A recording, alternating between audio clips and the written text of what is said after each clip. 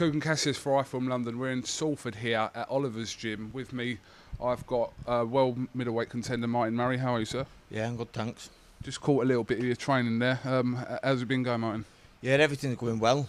You know, the fight's getting closer now, so we're stepping it up. We're just in the last few weeks of our training now, but yeah, everything's going well. I can't complain, and you know, we're really looking forward to it. Obviously, you don't need me to tell you what a massive task that you've got in front of you, going out there to beat the #1 middleweight in the world. How's the response been since you've been decided to take this fight? Well, obviously, you know, with the fight being against the #1, there's loads of media attention, so we've been doing loads of stuff like that. But just the response I've been getting off the general public, you know, people I don't know coming, dropping me cards off, wishing me luck, and that, you know, seems like everyone's behind me, and you know, I'm confident of going over there and doing it. You had a press conference recently over there. What was their perception of you when you went out there, the Argentinian public? Yeah, it was all right. I mean, there was obviously that rivalry between England and Argentina, so they brought that up. But apart from that, everything was all right. We got treated well. You know, it's going to be different when we go over there. It's going to be hostile. But while I was over there, the press conference, everything was right, and you know, I couldn't complain by the way we got treated. Obviously, you're going to fight your own game, but have you taken any notice of what happened with Macklin and Barker as in regards to Sergio Martinez, or you're not really taking that into consideration? No, I mean, you know, they both had spells in that fight where they did well, and fair play to them, but we're going to go in there with my style. You know, he's fighting me, he's not fighting any of them. So, you know, we're going to go in there planning him at his best. You know, taking out everything with Barker and Macklin and him getting dropped in his last fight. We're preparing for him at his best, you know, because we're pretty sure that's what he'll turn up at, you know, the best Sergio Martinez that there possibly is. So we're just training for that. We're not training him on being any weaknesses. We're just training for him at his best, and you know, I'm going to be in the best condition I've ever been in, and you know, I'm ready to go over there and give it him. He's only 2 losses to Paul Williams and Margarito. Is there anything you've seen in them fights that potentially you can capitalise on? I've not seen him. To be honest with you, I've not seen him. The only Williams fight I've seen was where he not, you know, Martinez knocked him out. But I'm not a massive boxing fan. I've still not seen the Barker fight yet when he fought Barker. I've seen highlights. I've not seen him when he fought Chavez. I seen him when he fought Macklin because that was. It was on Sky, and I was working for Sky then, so that was the only fight I've seen of him. To be honest with you, I leave all the tactics up to Oliver. I trust him 1,000,000%. I know if I listen to him on the day, and I'm in the best condition I can be in, you know, I can't see anything but a win.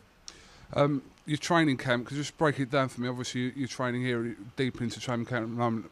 What date will you go out there?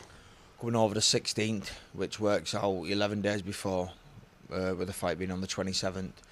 So yeah, it's two week on Tuesday, so it's getting close now. But we was only going to go a week, but when we seen how big the fight was over there, we decided on going a bit longer.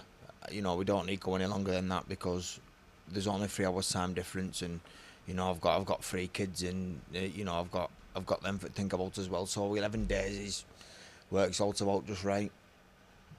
Aside from your fight with Martinez, obviously I know this question's been asked to death, Martin, but this trilogy, you know, it's been sort of revived recently with the stuff on ringside with Macklin and Barker. But you know, if we move away from this fight a second, these fights that do generally interest you to fight Matthew Macklin and Darren Barker.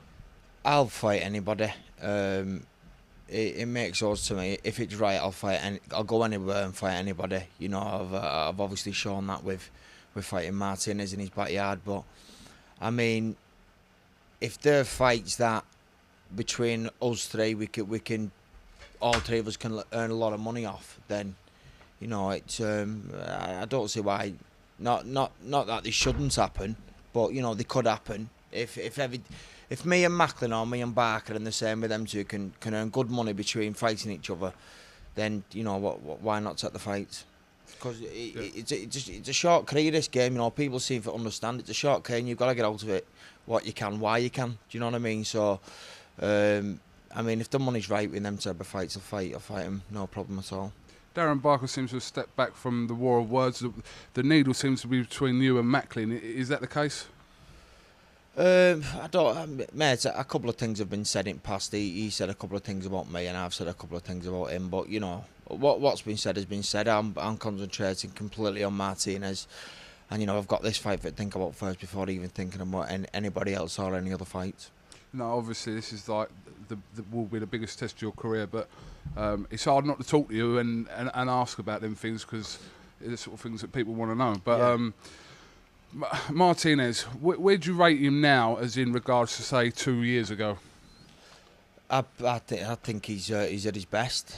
You know, people go on about him getting caught against Chavez in that last fight, but up until he got caught, he was outstanding. You know, he put in a fine performance, and you know, I think he's at his best. I think he's getting better. People speak about him being 38, but I don't think that's the case with him. With him only turning pro late, you know, when he in his 20s, I think he was 20. So I don't think that's the case with him. I think he's at his best, and like I said, that's what I'm going to train for him. That's how I'm training for him, and that's what he's going to turn up. What's the capacity at the arena where it is, where the fight is? 50,000, I think. Is it sold out? No, it's on its way there, I think. I don't think it's sold out yet, but they've said it's going to be sold out by the time the fight comes. All right, well, listen, Martin, the whole of England will be behind you and rooting for you to do this. You believe you can do this, and you know, if you go out there and take out the number one, puts you in that position. Yeah, I will do. I just want people tuning in and watch me do it, because it's going to happen. It's live on Box Nation, by the way, for people that don't know. Martin's fight with Martin Murray in Argentina. Yeah, Box Nation. Yeah, 27th of April. So tune in and watch me become world champ. My car is safe out there, isn't it? I've left it left on the road. Mate, yeah, it's all right. Don't worry about that. I was going to put a little note that said Martin Murray's car. Oh, well, you should have done that, mate. To be honest, if you did that.